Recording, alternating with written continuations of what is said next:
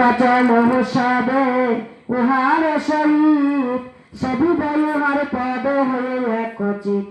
আর সখী বলে শুনো ওগো শুনে প্রাণে সয়, আর কোন জন যাই রথে এ বলে দেখি ওই।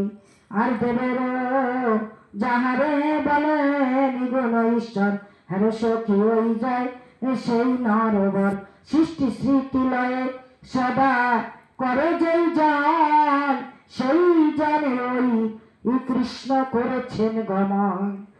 তমগুণ বলে জীব হারাইল জ্ঞান, আপনি জানামি হরি দেন জ্ঞানে দান।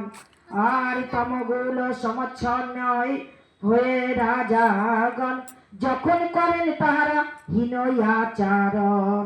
একটু খুঁজলে পয়সা জমে গেলে এই যে হীন, এই যে রাজাগণ দু এক জায়গায় দেখা যাচ্ছে আমি কোটি কোটি টাকার মালিক, আমার আচরণ খুব হীন, খুব ছোট, হয়তো ভিখারিকেও ঢুকতে দিচ্ছি না মাগো, এক গ্লাস জল পানীয় কাউকে দিচ্ছি না, যে হীন আচরণ, তখনই তিনি সদ্গুণ আশ্রয়ে এসে যান এই জীব সমুদায়ে, মানে জীবকে উদ্ধার করার জন্য।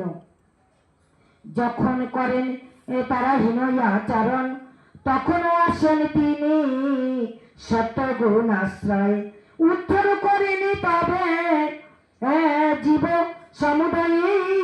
ধন্য ধন্য সেই যদি বংশ যায় নারায়ণে, আর আসিয়া করেন লীলা বেপিয়া ভবান।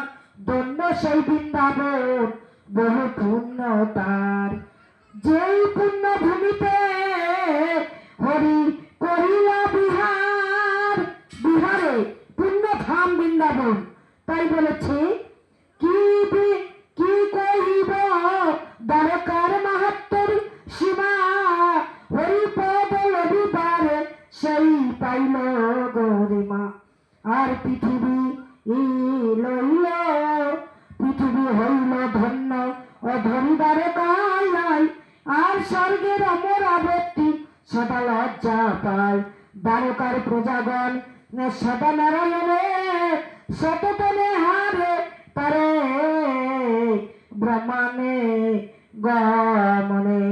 ভ্রমণে গমনে যে জন হেরিল কৃষ্ণ কি ভাবন, যে জন কৃষ্ণ হবে অর্থাৎ দর্শন করে, তার আবার ভাবনা কি? কৃষ্ণই পরকাল, কৃষ্ণই আমার পরকাল। কৃষ্ণ বিনে কিছু আছে? দেখো